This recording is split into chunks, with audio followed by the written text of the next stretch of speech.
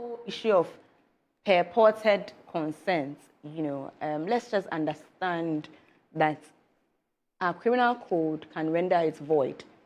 So it's not a valid argument. It's not a valid reasoning, to give and say that a 16-year-old girl gave me consent or a 17-year-old girl gave me consent. I think that education needs to go down very, very, very well. That it's not an excuse at all. I understand the calls for maybe a relook at this seeming void in our laws, where there's a 2-year gap, and we don't know what to do with that 2-year gap between 16 and 18. What really is the status of a girl, or even a boy at the age of 16? What was a 17-year? Perhaps we need to be more clear about what that gap, what it's supposed to be, what it's supposed to do. Because I appreciate it. Because if you do not have the consent to have sex, you do not have the consent to marry. Why the rush for sex? Why do we want to do that? There's a conversation to be had there, and perhaps we will have that conversation. But I'm saying that today, let's not confuse that gap to mean that I can have sex with a 16-year-old. Because that education also needs to go down. That is not a time for, it's not a window for predators or for pedophiles. Let's understand that you will be prosecuted if you try, because there's the doctrine of undue influence that would assess this, your so-called consent, and render it void. So that education also needs to go down very clearly, that a 16-year-old, a 17-year-old will not give you consent, or can give you consent, but that consent really can be rendered void, by a competent law body. Let's have that understanding. And also to say that I completely understand everything yourself and my sister here have said about the tone and the posturing that tends to sort of follow conversations like this, where we treat these conversations like indiscretions, like, and sometimes we even make jokes about he lost guard and he was caught, as if to say it's okay, to do that, provided nobody knows about it. The 11th commandment: thou shalt not be caught. You know what I'm saying? So we joke around it and we make it light and we seem to think that it's a man's world and men have, a different set of laws that they operate with, and we have to sort of fall in line with. Yeah. There is a social contract right here. Even if there were no laws, and there are laws. Yeah, there are. There are laws. Act 29 is pretty explicit. It even calls this defilement, where you can be imprisoned from 7 years, in fact, extendable by 25 years. Okay. So let's just understand that the law is pretty explicit on this. Now, beyond the law is also just the institutional safeguards that we have within the GES itself, where you can be interdicted, you can be dismissed, you can be referred to the law. So beyond what our Constitution says, what our criminal code says, what Act 21 says, it's also just the GES and its own code of conduct, which explicitly says there cannot be any amorous or sexual relationship between a teacher and a student, regardless the age. It's pretty clear. So regardless the age, that issue of underage, it doesn't even come up. A teacher and a student cannot have an amorous relationship. It's black and white. We're looking at this sexual situation.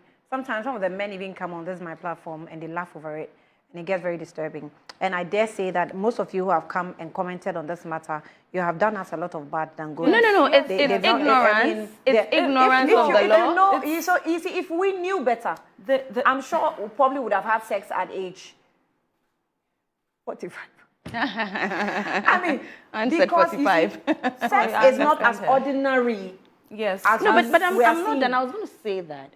So beyond what the laws are, what the law is, what the institutional code of conduct is, beyond all of these, is for me also, and the Vice President, Her Excellency Professor Nana Jino speaks clearly on this. It's also just the social contract that all of us have with young people, right?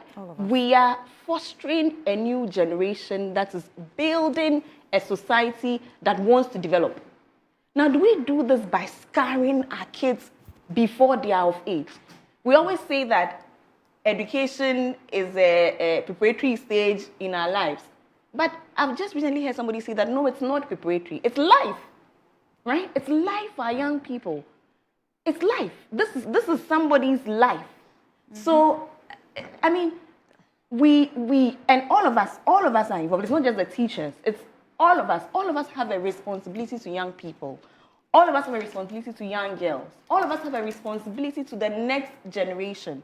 And if all of us are minded by how important this role is in nation building, then I think all of us will do right, by our young ladies and by women. I have heard some commentary that is very disappointing.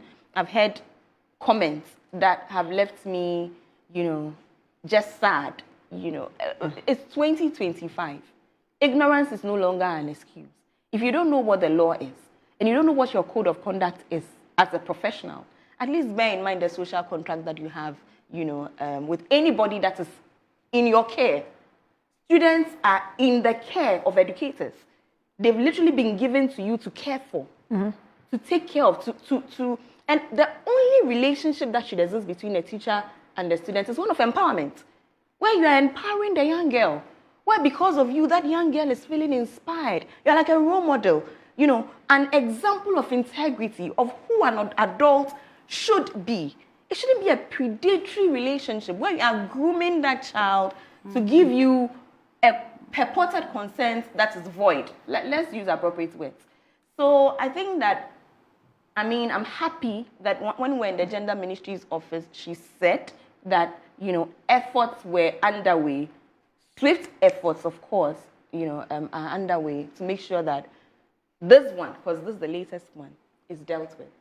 And the women in Parliament, they've been so quiet about this. They've not spoken about it. I haven't heard anything. No. Let's take it a step at a time. It's on recess. Let's take it a step at a time. Parliament's on recess, but it doesn't stop them. Doesn't stop them from issuing a statement or something.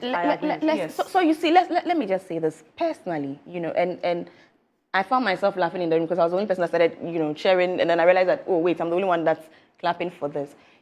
I think that as a society, we also need to be a little bit more proactive in how we approach this. Let's not wait for something to happen to issue statements, right? Let's all be a little more proactive. If it's happening around you, call it out.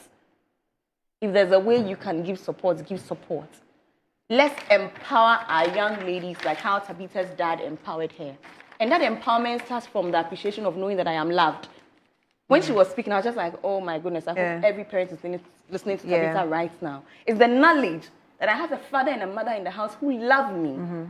That sort of gave her the backbone. Know yourself. It gave her some backbone to be able to report a man that is responsible for grading her, a man that's responsible for, disciplining her, a man that can be responsible for giving her future opportunities. These are the things girls look at when they are faced in such circumstances, right? It's one, I have to be afraid of reprisal if I don't say yes. But it's also one of, hey, maybe if I say yes, I'll be giving someone due favor and due advantages. These are all considerations that no young girl should have to make. Well,